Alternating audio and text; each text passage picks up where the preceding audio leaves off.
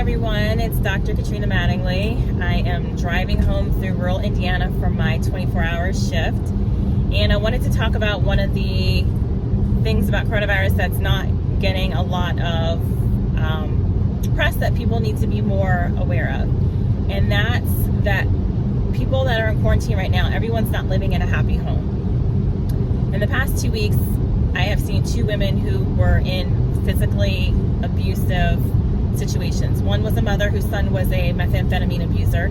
He was out of work right now because of what's going on, and he didn't have any money. He demanded and threatened for the money. She didn't give it to him, so he beat her up.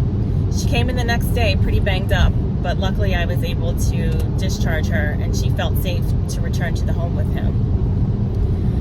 The second lady I saw last week was a lady in her 50s. She was living with a domestic partner and his mother, and he was also physically abusive. At the point she came to us in the emergency department, she had been locked in the room for 5 days. He had been assaulting her. She'd asked to leave multiple times, and he kept telling her no. At one point, he asked to go to the store, so she drove him and his mother to a store, said she was going to park the car, and instead she drove the car down the street to another store, which was down the street from the ER, and then she limped down the road into the ER. She was pretty banged up too. She had 11 broken ribs, and she had a broken bone in her back.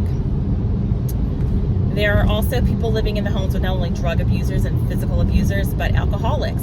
It's hard right now. There's some economic stress, but there's also the stress and irritability of not being able to get whatever it is that is your vice. We have some children where their safe place is to go to school every day, where our educational workers and our educational system looks out for them. For a lot of people, leaving the home to go to work every day is their safe place.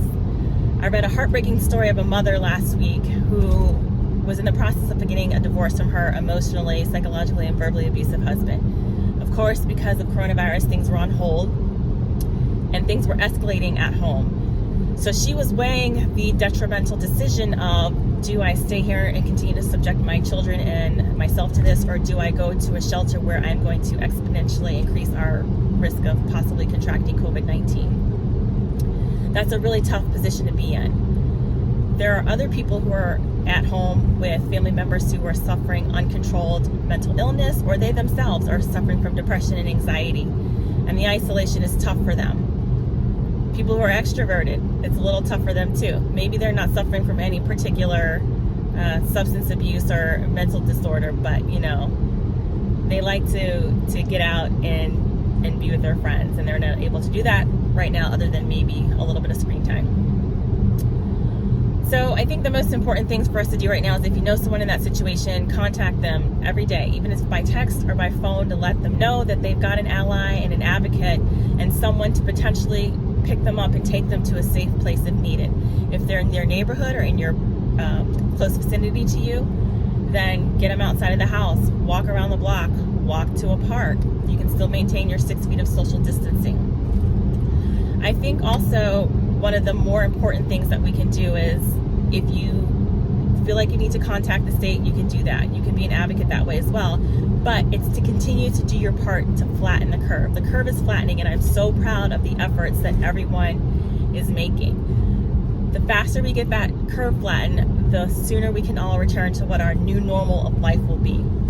States are starting to phase in and loosen some of the restrictions, and I hope that as the numbers continue to come down, we'll see that trend continue across the nation. But just remember, be very, very grateful for those of you right now that are doing okay in quarantine. You're a little stressed. Maybe you're working from home, the kids are from home, nobody can get a moment to themselves.